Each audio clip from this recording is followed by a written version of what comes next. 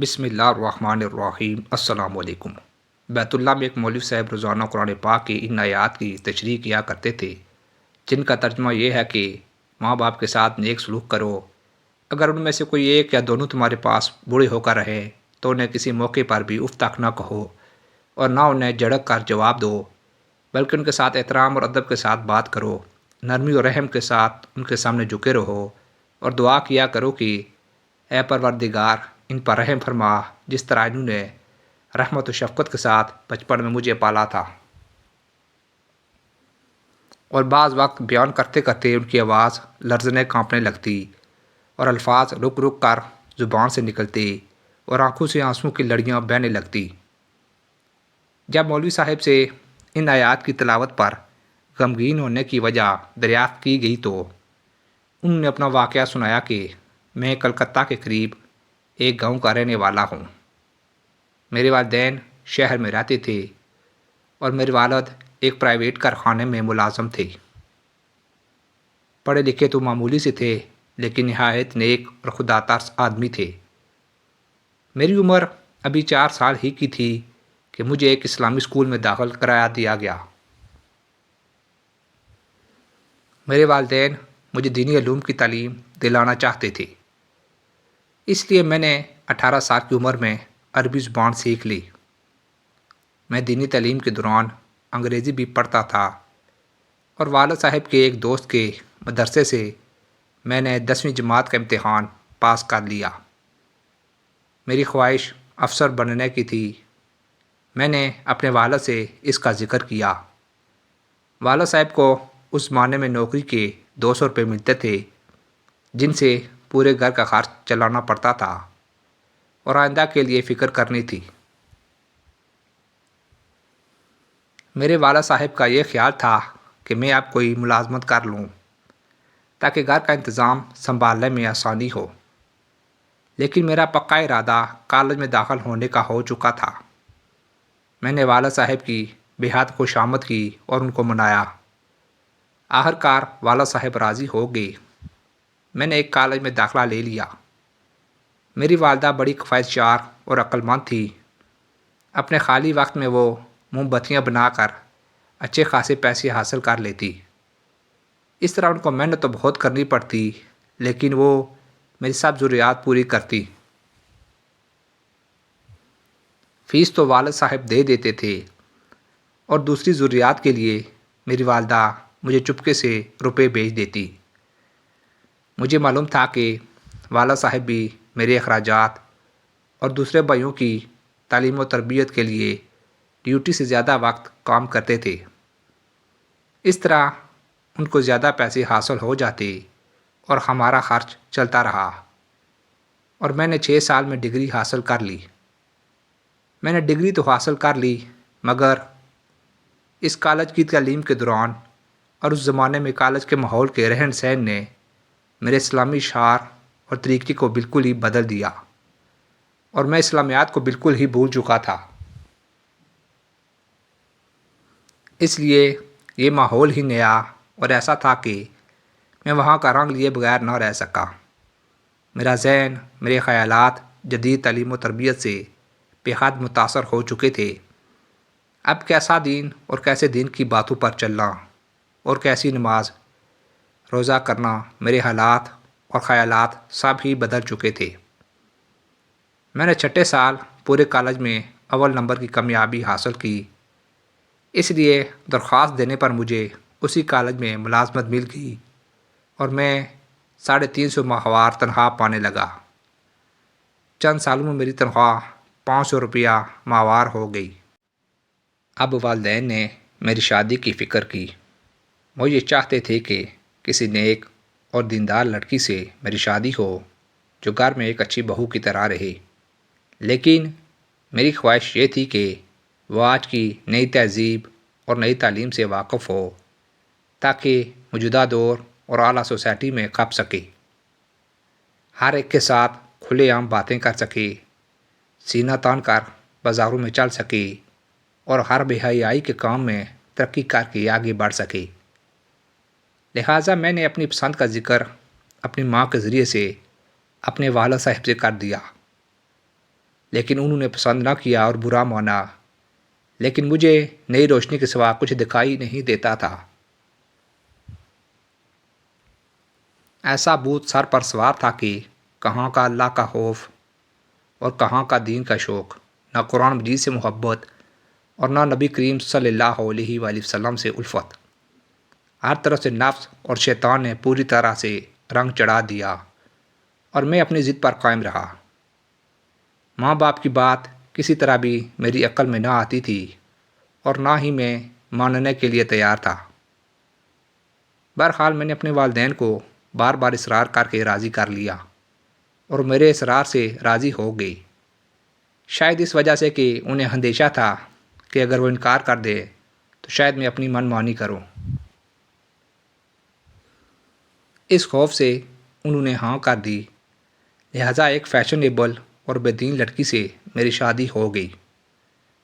شادی کو بھی 2-4 مہینے ہوئے تھے کہ والد صاحب کے کارخانے میں ایک گیس کی ٹنکی پھٹ جانے سے ان کی دونوں آنکھیں جاتی رہی، اس لیے اب وہ کارخانے جانے سے معذور ہو گئی اور کام کے قابل نہ رہی، اور اب وہ گھر میں ہی رہنے لگی اور ان کو کارخانے کی طرف سے ایک معمولی رقم معذوری الاؤنس کے طور پر ملنے لگا۔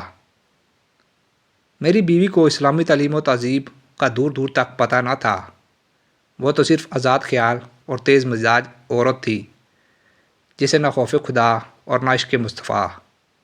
وہ کیا جانے کہ اسلام کیا ہے، وہ تو پہلے ہی دین سے جاہل مطلق تھی۔ کچھ اس کی سہیلیوں نے اس کے کان بھر دیے کہ دیکھو، ساس سسر کی خدمت کرنا تمہارا فرض نہیں، بلکہ ساس سسر تو تمہاری خدمت کے لیے ہیں،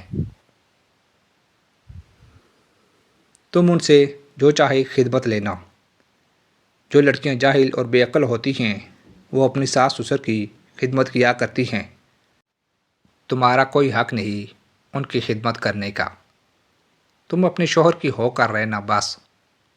اس وقت میں کسی انگریز سے کم نہ تھا، میرے دن رات صبح شام عیش و مزے میں گزرتے تھے، سوائے خواہشات نفسانی کے نشے کے کچھ یاد ہی نہیں تھا۔ لیکن جب میں نے دیکھا کہ میری محبوبہ بیوی میرے بوڑھے ماں باپ کی خدمت سے نفرت اور پرہیز کرتی ہے تو میں اس پر ناراض ہوا، لیکن آہستہ آہستہ اس نے مجھ پر جادو کر دیا کہ میں اس کی ہر حرکت پر اظہار پسندیدگی کرتا، خواہ وہ میرے سامنے میرے والدین کو کچھ بھی برا بھلا کہتی رہتی، لیکن میرے کان پر جوں تک نہ رینگتی اور مجھے ذرا بار بھی احساس اور برا معلوم نہ ہوتا تھا۔ اب وہ میرے والدین پر آئے دن طرح طرح کے الزامات لگانے لگی، لیکن کیا کرتا، میں اب صرف نفس کا بندہ بن کر رہ گیا تھا اور روحانی موت مر چکا تھا۔ مجھے اس سے اتنی محبت ہو گئی تھی کہ میں اسے کچھ بھی نہ کہتا تھا، حتیٰ کہ زبان تک نہ اس کے سامنے ہلاتا، بس ہر وقت اسی کا کلمہ پڑھتا اور اسی کی محبت کے گن گاتا، جو کچھ ہوتا پڑا دیکھتا رہتا۔ پیارے والدین نے بے بس اور مجبور و لاچار اور نہایت تنگ آ کر مجھ سے شکایت کی۔ میری بدبختی، تو میں نے یہ کہہ کر ٹال دیا کہ آپ کو غلط فہمی ہے، میری بیوی ایسی نہیں ہے، وہ بڑی عقل مند اور صاحب سلیقہ ہے، آپ کی عقل ٹھیک نہیں ہے۔ ایک روز کی بات ہے، والد صاحب رات کو کسی ضرورت سے پانی لینے کے لیے اٹھے تو نابینا تو تھے ہی، ایک میز سے ٹکرا گئے اور اسی میز پر دودھ کا برتن رکھا تھا، وہ زمین پر گر گیا اور سارا دودھ زمین پر الٹ گیا۔ بس پھر کیا تھا، بیگم صاحبہ اٹھیں اور ان کو بہت بری طرح للکارا، تمہیں شرم نہیں آتی، چوری کرتے ہوئے چھوٹے منع کا دودھ رکھا ہوا ہے اور چاہتے ہو چپکے سے خود پی لوں؟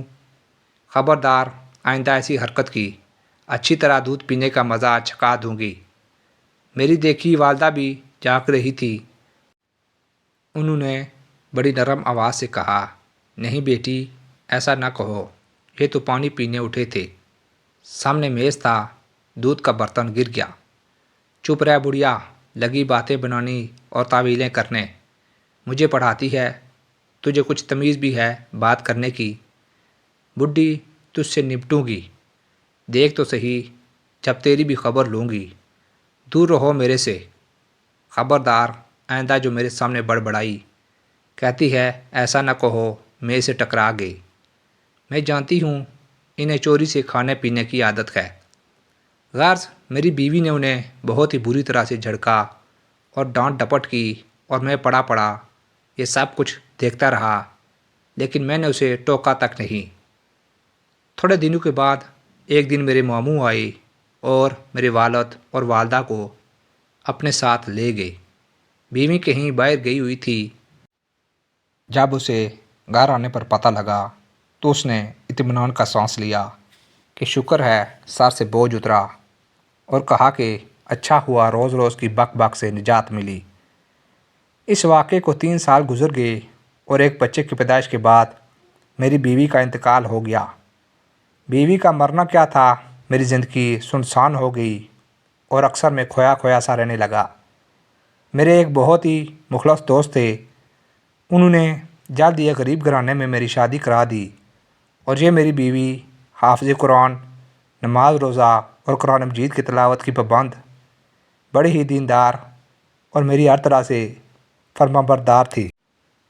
جب میں فکر آخرت سے بے فکر ہو کر بستر پر پڑا، کھیلوں کے میچ دیکھ کر زندگی کے بہترین وقت ضائع کر رہا ہوتا تھا، جس کی مجھ سے باز پرس قیامت کے دن کی جائے گی، تو وہ قرآن مجید کی تلاوت میں مشغول ہوتی تھی۔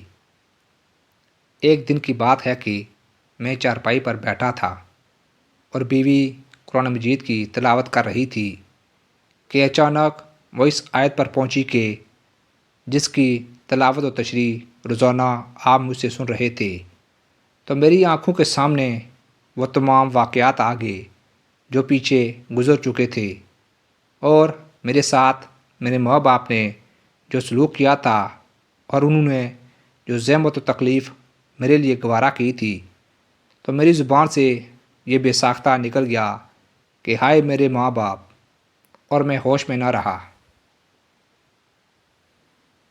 غرض اب اتنے عرصے کے بعد مجھے اپنے ماں باپ کی یاد آئی کہ زمانہ دراز گزر گیا۔